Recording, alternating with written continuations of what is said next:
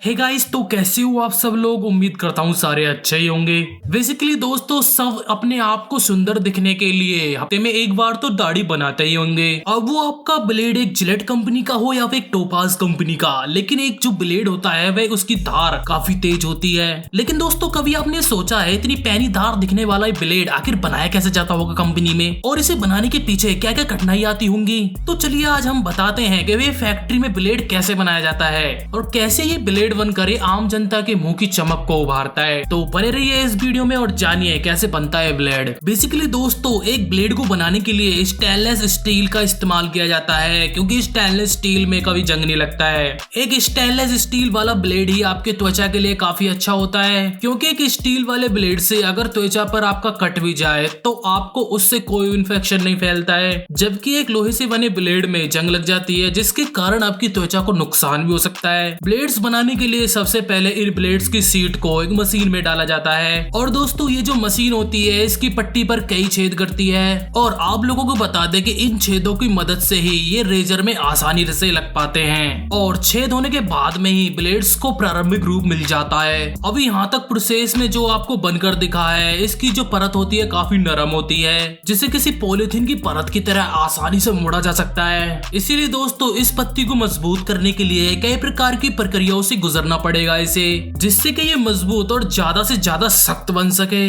इस प्रक्रिया में इस पत्ती को सबसे ज्यादा 1000 डिग्री सेल्सियस पर गर्म किया जाता है, और जिसके बाद में सीधा इसे पानी में डाला जाता है। अब दोस्तों, यहाँ तक पहुँचने के बाद में थर्ड स्टेप में इसे -50 डिग्री टेम्परेचर पर रखा जाता है, जहाँ पर इसे ठंडा करने के लिए जमने के लिए छोड़ दिया जाता है। लेकिन तीनों स्टेप्स को फुलफिल करने के बाद में भी ब्लेड अभी पूरी तरह से पककर तैयार नहीं हुआ है। अभी भी यदि आप इसे टेस्ट करके देखोगे तो इसे आसानी से तोड़ा जा सकता है। अब दोस्तों, इसको और भी ज्यादा मजबूत करने के लिए एक और बार इसे भट्टी से गुजारना पड़ेगा। जैसे ही इसकी पत्ती को भट्टी से गुजारते हैं, अब इसकी जो मजबूती है और भी तेज हो गई है। अब दोस्तों, इसके बाद में बारी आती है इस पर कंपनी का नाम लिखने की। एक जेन्युइन स्याही द्वारा इस पर नाम लिखा जाता है। अब स्याही द्वारा नाम लिखने के बाद में एक और बार इसे आंच पर से गुजारा जाता है। अब दोस्तों, यहाँ तक आप लोगों ने देखा। अब आपको बता दे कि यहाँ पर इसने एक मजबूती की सतह प्राप्त की है, जहाँ पर इस पे मजबूत होने से लेकर इस पर लिखाई तक का काम कंप्लीट हो चुका है। दोस्तों, अब बारी है इसके मेन काम की। यहाँ तक ब्लेड बनने के बाद में अब मेन काम आता है इस पर धार लगाने का।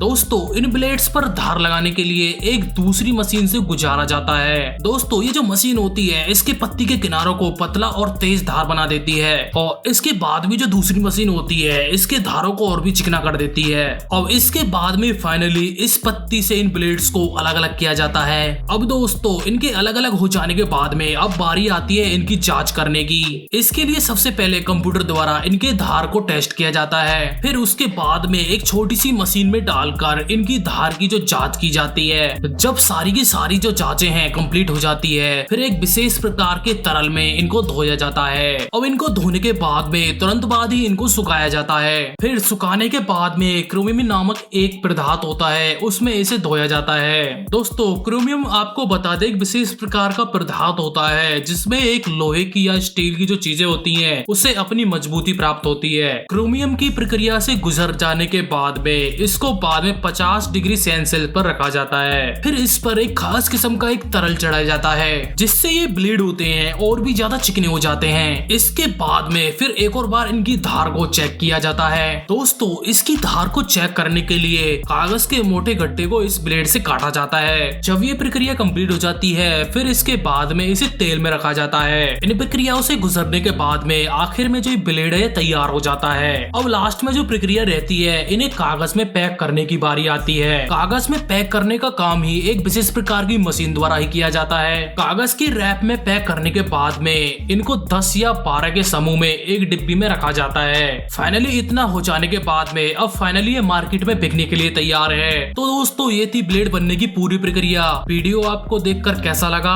हमें कमेंट बॉक्स में जरूर बताएं, और हमें ये भी बताएं कि आप किस कंपनी का ब्लेड अपने लिए इस्तेमाल करते हो। तो मिलते हैं ऐसी किसी वीडियो में, जब तक के लिए बाय बाय।